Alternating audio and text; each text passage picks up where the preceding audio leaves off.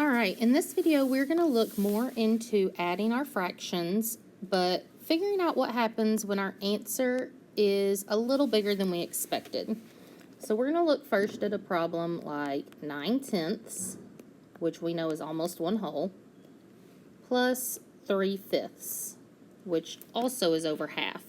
Knowing that both of these are over half lets me make an estimation that my answer is probably going to be more than 1. Just like in the last videos, we saw that we do not have common units. Whether we used a T-chart or other strategies, we figured out that the best unit to use right now would be 10. 5 times 2 equaled 10, so we're going to do the same thing to the top. 3 times 2 is 6. We're going to drag that over and not change it because it was already in tenths. Now I'm ready to add my new fractions. 9 plus 6 equals 15 tenths. So when we look at this, we realize that this fraction is greater than 1. We know that because the numerator is bigger than 1 whole. So hopefully in our head, we're thinking about the fact that we know we can make a group of 1. We know we can do that by saying 10 tenths and looking at what's left over, which would be 5 tenths. We have 1 and 5 tenths.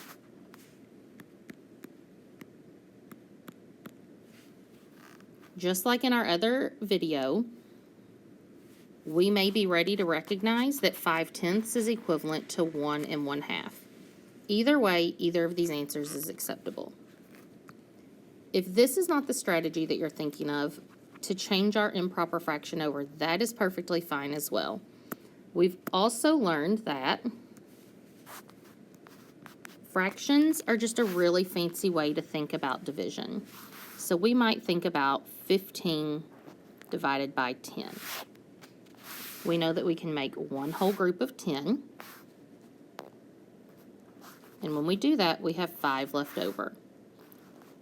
We turn our remainder into a fraction to put with our answer, leaving us with 1 and 5 tenths.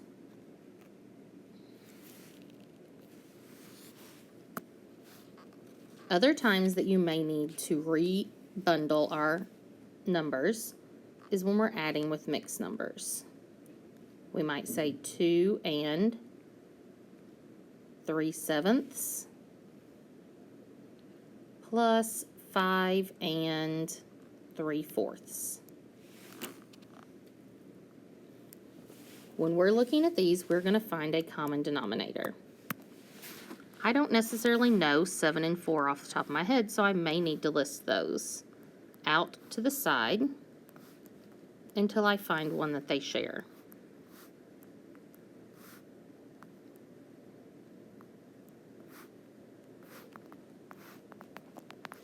When I find it, I know that's going to be my new denominator.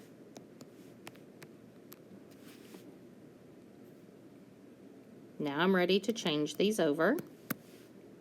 4 times 7 gave me 28. I'm going to do the same to the numerator. 3 times 7 is 21. I'm ready to change the top fraction. 7 times 3 equals 28. So 3 times 3 equals 9. And I'm going to bring my whole numbers over. This is a personal preference to add all of it together. Some people prefer to add their whole numbers first and then mess with the fractions. Either way is fine. I now see that I need to add 9 and 21. Together, that's going to give me 30 over 28. I also need to add 2 and 5, which is 7. However, I realize that 30/28 is improper. I know I already have 7. I can make another group of 28 over 28, and that leaves me with 2 28ths. When I put all of that together, that equals 8 and 2 28ths.